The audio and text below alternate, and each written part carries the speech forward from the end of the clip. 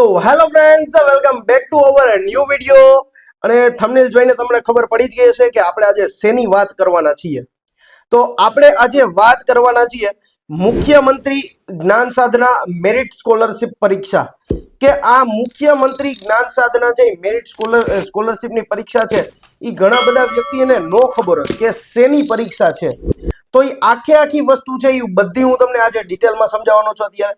તો વિડીયોમાં પહેલેથી લઈ અને છેલ્લે સુધી તમારે સાથે રહેવાનું રહેશે અને બધું જ છે તમને મસ્ત રીતે સમજાઈ જશે.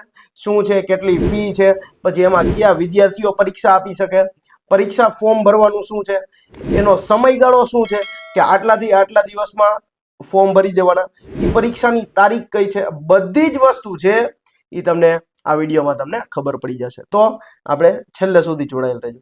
ચાલો તો આપણે સ્ટાર્ટ કરીએ. હવે રાજ્ય પરીક્ષા બોર્ડ ગુજરાત રાજ્ય સેક્ટર 31 ગાંધીનગર અને આ ત્યાંથી આપણે પરિપત્ર જાહેર કરવામાં આવ્યો છે કે મુખ્યમંત્રી જ્ઞાન સાધના મેરિટ લિસ્ટ પરીક્ષા છે 2025માં અને આ જો 24/2/2025 ના રોજ છે આ પરિપત્ર બહાર પાડવામાં આવ્યો. હવે અહીંયા જો આમાં છે શું, તો સૌથી પહેલા આપણને એવું કીધેલું છે કે ધોરણ 1 થી 8 માં સરકારી અથવા તો પ્રાથમિક અનુદાનિક શાળામાં જેને સળંગ અભ્યાસ કરેલો હોય, 1 થી 8 માં જેમને સળંગ અભ્યાસ કરેલો હોય શેમાં, તો કે સરકારી શાળામાં, એ વિદ્યાર્થી ધોરણ 8 ની પરીક્ષા પૂર્ણ કરી અને પછી તેમજ તેમને બાળકોને મફત અને ફરજિયાત શિક્ષણનો અધિકારી નિયમ આરટી એક્ટ 2009 મુજબ તેમને ઓલું આવે છે મફત અને ફરજિયાત શિક્ષણ, એવડું એના હેઠળ રચાયેલા બાળકોને મફત અને ફરજિયાત શિક્ષણ નો આધાર છે એ આપણે 2012 ના 6 થી 14 વર્ષના નબળા વર્ગના વિદ્યાર્થીઓ કે જેમની પાસે પૈસા ન હોય, આર્થિક રીતે નબળા હોય એવા વિદ્યાર્થીઓને છે એ સરકાર દ્વારા સ્કોલરશિપ આપવામાં આવે છે. અને અહીંયા વંચિત જૂથના બાળકોને સ્વનિર્ભર શાળાઓમાં વર્ગ સંખ્યાની 25% મર્યાદામાં મફત શિક્ષણની જોગવાઈ. હવે 25% મર્યાદામાં એટલે કે ભાઈ જો પૂરેપૂરી ફી નથી આપતા પણ 25% તો આપશે. આટલી ફીની મર્યાદામાં એમને સ્કોલરશિપ આપવામાં આવે છે. ધોરણ 12માં પ્રવેશ પરીક્ષા મેળવી અને ધોરણ 12માં પ્રવેશ પરીક્ષા મેળવી અને ધોરણ 8 સુધીનો સળંગ અભ્યાસ કરવા પૂર્ણ કરેલો હોય તો તે વિદ્યાર્થીઓ તેજસ્વી વિદ્યાર્થીઓને મેરિટના ધોરણે તેમને સરકારી અથવા તો ગ્રાન્ટેડ શાળામાં તેમને આ રીતે સ્વનિર્ભર શાળાઓમાં તેમને માધ્યમિક શિક્ષણ ધોરણ 9 થી પ્રવેશ 9 થી 12 સુધીમાં છે એ આ રીતે ભણી શકશે અને તેમને શું આપી શકાશે તો કે સ્કોલરશિપ છે એ આપવામાં આવશે. ધોરણ 9 થી 12 સુધીના અભ્યાસ માટે સ્કોલરશિપ આપવા માટે મુખ્યમંત્રી જ્ઞાન સાધના મેરિટ સ્કોલરશિપ યોજના અમલમાં મૂકવામાં આવે છે. હવે જો શું કીધું છે તો કે 1 થી 8 માં જેમને પ્રાથમિક શાળામાં ગવર્મેન્ટ સ્કૂલમાં સરકારી શાળામાં જેમને અભ્યાસ કર્યો છે અને ઈ વિદ્યાર્થી ધોરણ 9 માં આવે છે, એવા વિદ્યાર્થી છે એ આમાં ફોર્મ ભરી શકશે. બરાબર. અને શું કીધું છે તો કે કેટલાથી કેટલા ધોરણ સુધી ભણી શકશે, તો 9 ધોરણથી 12 ધોરણ સુધી છે એ આમાં વિદ્યાર્થીઓ ભણી શકશે અને એને સ્કોલરશિપ મળશે. ચાલો પછી આગળ વાત કરીએ તો પરીક્ષાનો કાર્યક્રમ કઈ રીતે છે, પરીક્ષા છે એ કઈ તારીખે લેવાશે તો એ બધું આમાં લખેલું છે. સૌથી પહેલા તો આ જાહેરનામું છે આપણે 24 તારીખે 24 ફેબ્રુઆરીએ બહાર પાડ્યું.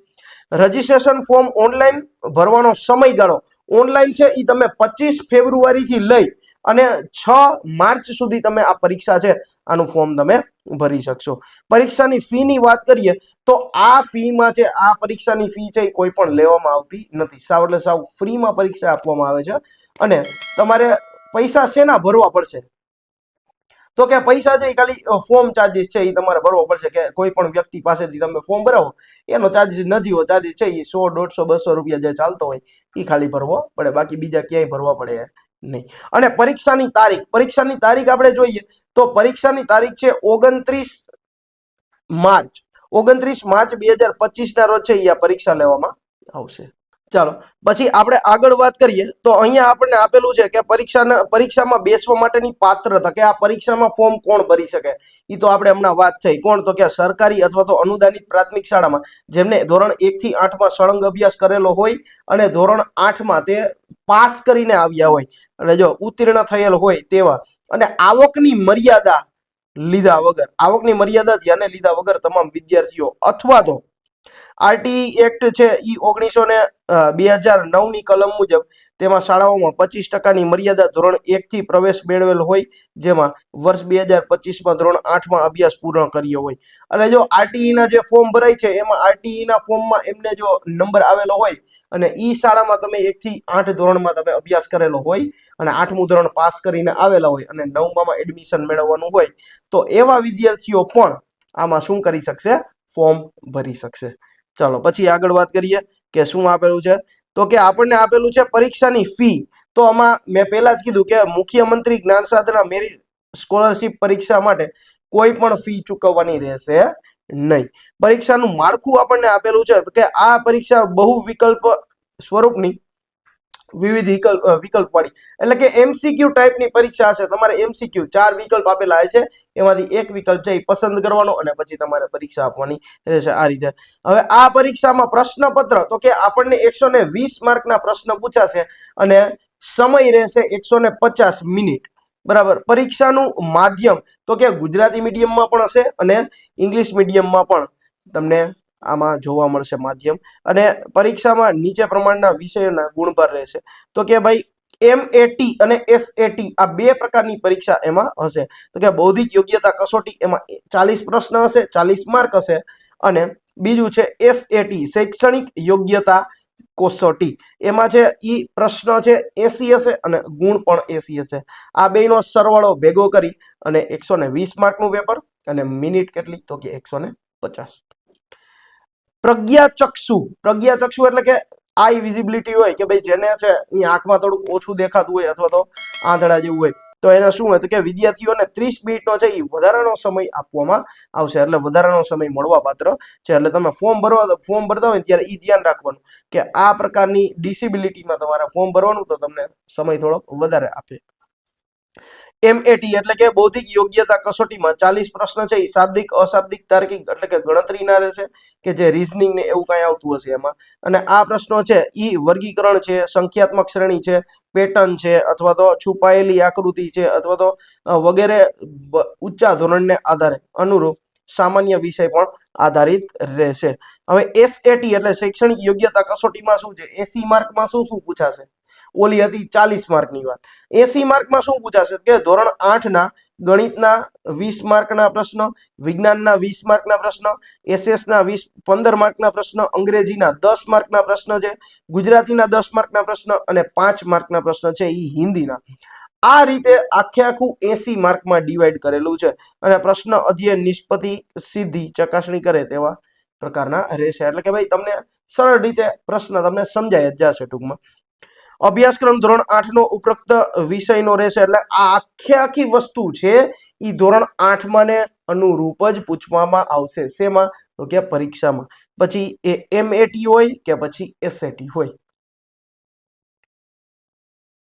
ચાલો પછી આમાં આપણને આપેલું છે કે પરીક્ષાનું કેન્દ્ર, તો કે પરીક્ષામાં નોંધાયેલ વિદ્યાર્થીઓની સંખ્યા અને પરીક્ષાલક્ષી વહીવટી અનુરૂપ આ રીતે તેમાં પરીક્ષા બોર્ડ છે એ ગાંધીનગર દ્વારા તેમને જે આપણે કસોટી જે તાલુકામાં જે આપણને એ હોલ ટિકિટ આપે કે ભાઈ આ તાલુકામાં તમારે પરીક્ષા દેવા જવાની છે અથવા તો તમારે આ સ્કૂલમાં પરીક્ષા દેવા જવાની છે, ત્યાં આપણે ફરજિયાત પરીક્ષા દેવા જવી પડે. અને ધોરણ આ રીતે પછી જ્ઞાન સાધનાનું મેરિટ લિસ્ટ અને પરિણામનું મેરિટ લિસ્ટ આ રીતે કઈ રીતે જોવાનું?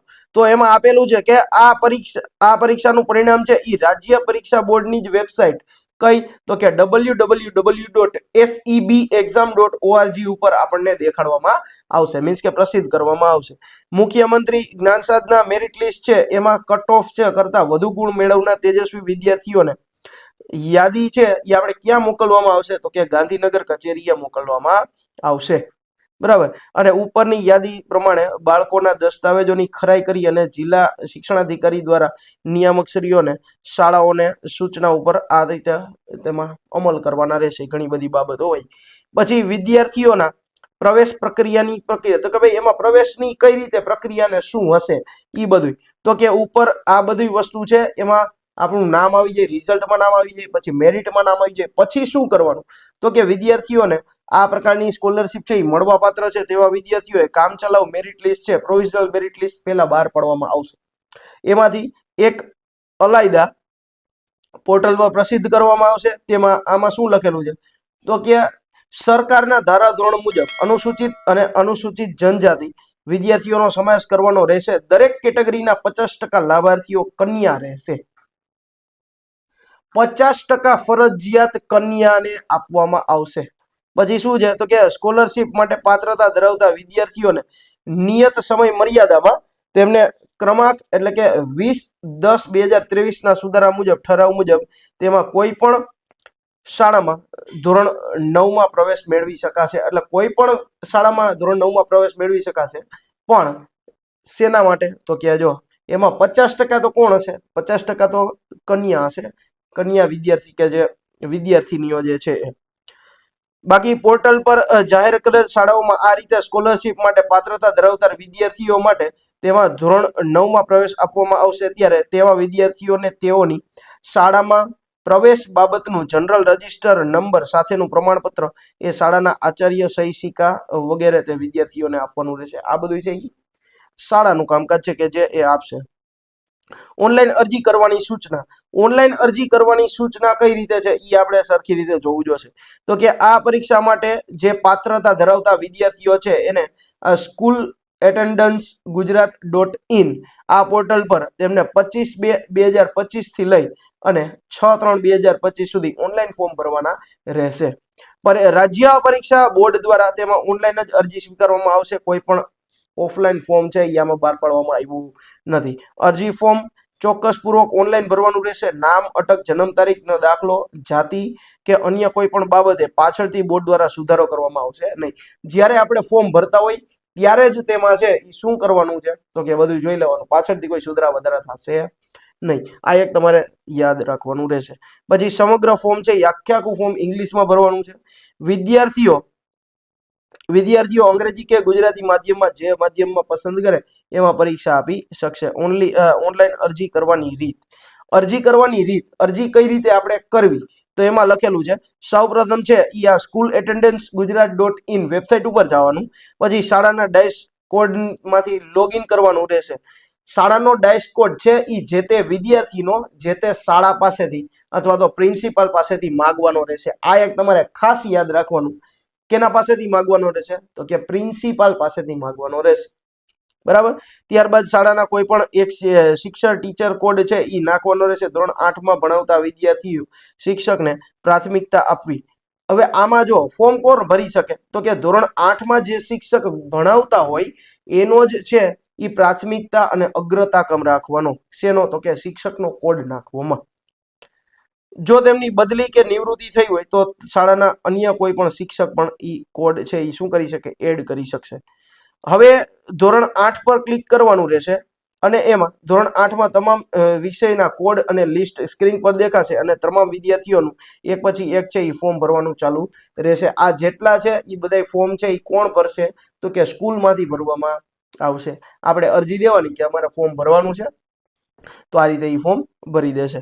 ત્યારબાદ વિદ્યાર્થીઓના કોડ પર ક્લિક કરવાનું અને તેનું ફોર્મ ખુલે અને ફોર્મમાં શિક્ષક અને વાલીઓના મોબાઈલ નંબર છે એ સિવાયનો ઓટો ફેચ કરેલો ડેટા છે એ શિક્ષક અને વાલીનો મોબાઈલ નંબરની સાથે વિગત ભર્યા પછી ઓટો ફેચ થયેલ ડેટા પૈકી કેટેગરી, કાસ્ટ, સબકાસ્ટ અને માધ્યમ જો ખોટી દર્શાવતી હોય તો એ સુધારવાની. હવે આ બધી વસ્તુ છે ને ઓટો ફેચ થઈ જશે. શું કામ? કારણ કે બધા જ વિદ્યાર્થીઓની ઓનલાઈન એટેન્ડન્સ ભરાતી હોય. બરાબર.